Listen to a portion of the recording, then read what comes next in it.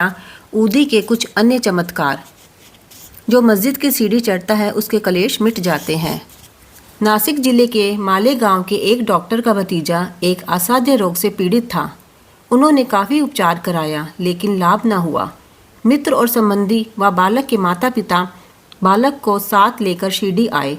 उन्होंने बाबा को साष्टांग प्रणाम कर शीर्ष चरणों में बालक को डाल दिया और बड़ी नम्रता तथा आदरपूर्वक विनती की कि प्रभु हम लोगों पर दया करो।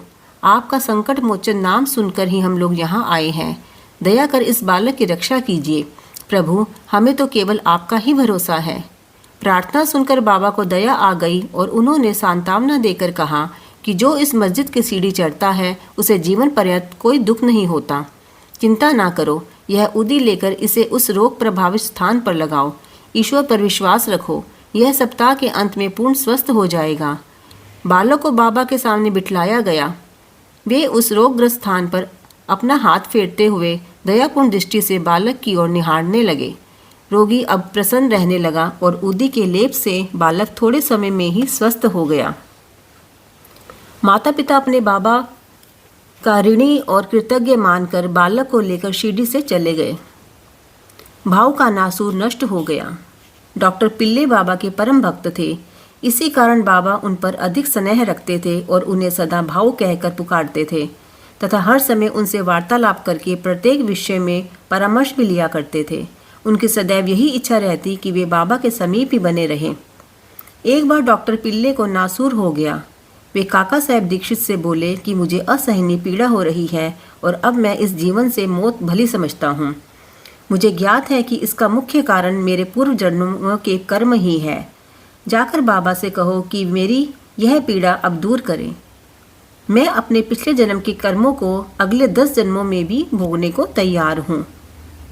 तब काका साहब दीक्षित ने बाबा के पास जाकर उनकी प्रार्थना सुनाई।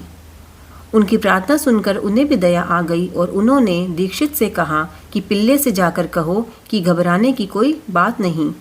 कर्मों का फल 10 जन्मों में क्यों ना भुगतना पड़े। केवल 10 दिनों में ही गत जन्मों के कर्म फल समाप्त हो जाएंगे। मैं तो यहाँ तुम्हें धार्मिक और आध्यात्मिक कल्याण देने के लिए ही बैठा हूँ। प्राण त्यागने की इच्छा कदापि नहीं करना चाहिए। जाओ, किसी की पीठ पर लाद कर उन्हें यहाँ ले आओ। मैं सदा के लिए उनके कष्टों से मुक्त कर दूंगा। तब उसी स्थिति में पिल्ले को वहाँ लाया गया। बाबा ने अपने दाहिने और उनके सिरहाने अपनी गादी देकर सुख से लिटाकर कहा कि इसकी मुख्य औषधि तो यह है कि पिछले जन्मों के कर्म फल को अवश्य ही भोग लेना चाहिए ताकि हमेशा के लिए छुटकारा हो जाए।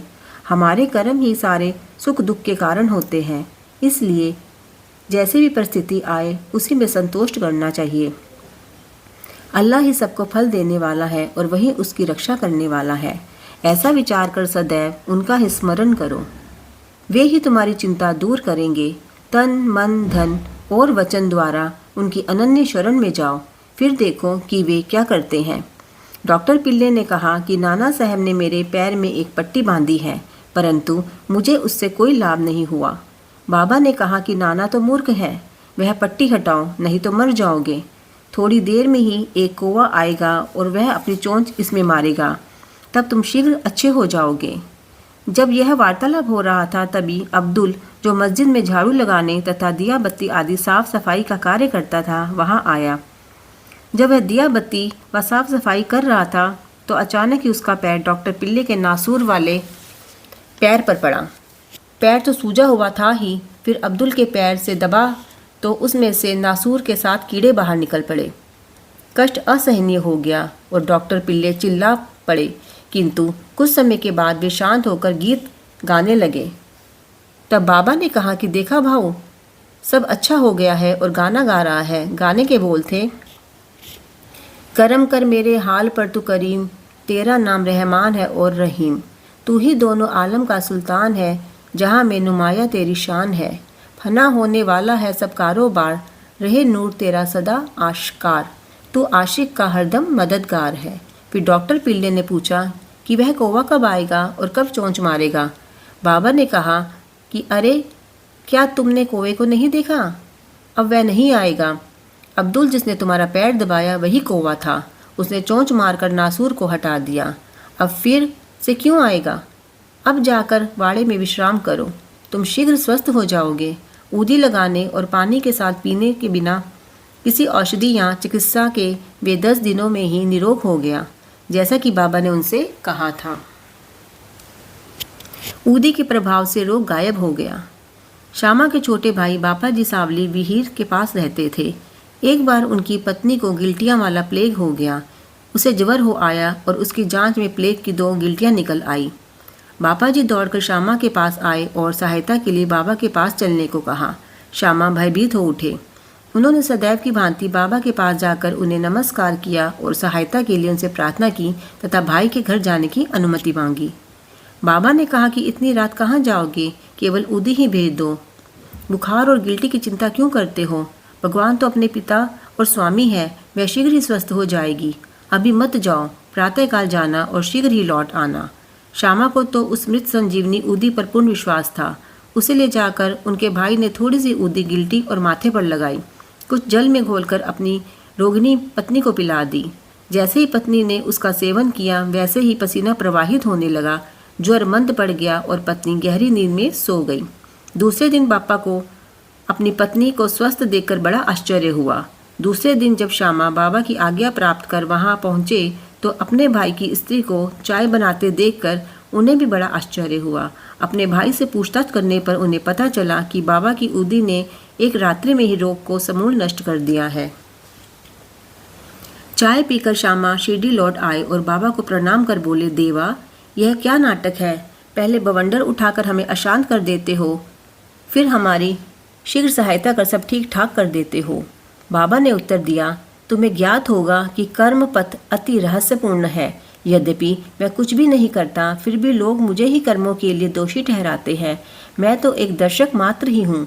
केवल ईश्वर ही एक सत्ताधारी और प्रेरणा देने वाला है। वे ही परम दयालु है। मैं ना तो ईश्वर हूँ ना मालिक, केवल उनका एक आज्ञाकारी सेवक ही हूँ और सदैव उनका स्मरण किया करता हूँ। जो निर्भिमानी होकर अपने को कृतज्ञ समझकर उन पर पूर्ण विश्वास करेगा, उसके कष्ट दूर हो जाएंगे और उसे मुक्ति की प्राप्ति होगी। ऊदी के कुछ अन्य चमत्कार। एक ईरानी छोटी कन्या घंटे घंटे पर मूर्छित हो जाया करती थी। जब विविध उपचारों में से भी उसको कोई लाभ न हुआ, तब कुछ लोगों ने कन्या के पिता से बाबा की ऊदी की बहुत प्रशंसा की और कहा कि वह विले पार्ला बम्बई में काका साहब दीक्षित के पास से ही प्राप्त हो सकती है। तब ईरानी ने वहां से ऊदी लाकर जल में घोलकर अपनी बेटी को पिलाया। प्रारंभ में जो दौरे 1 घंटे के अंतर में आया करते थे, बाद में वे 7 घंटे के अंतर से आए और कुछ दिनों के पश्चात तो वह पूर्ण स्वस्थ हो गई।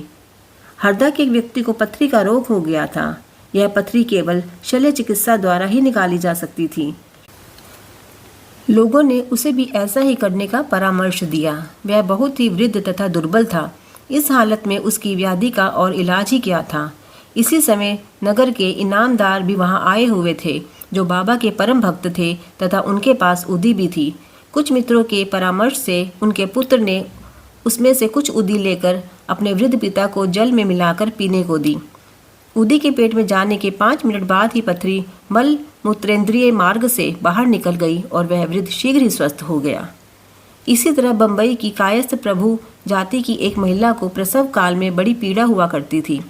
इसके उपचारार्थ उनके एक मित्र श्री राम मारुति ने सुझाव दिया कि यदि इस पीड़ा से मुक्ति चाहते हो तो अपनी पत्नी को शिरडी ले जाओ। पुनः जब उनकी स्त्री गर्भवती हुई तो वे दोनों पति पत्नी शिरडी आए और वहां कुछ मास ठहरे। वे बाबा की नित्य सेवा करने लगे। उन्हें बाबा के सत्संग का भी बहुत लाभ हुआ। कुछ दिनों के पश्चात जब प्रसव काल समीप आया, तब सदैव की भांति गर्भाशय के द्वार में रुकावट के साथ बड़ी पीड़ा होने लगी। थोड़ी ही देर में एक पड़ोसिन आई और उसने मन ही मन बाबा से सहायता की प्रार्थना कर जल में ऊदी मिला उसे पीने को दी। तब केवल 5 मिनट में ही बिना किसी कष्ट के प्रसव हो गया। ओम साई राम।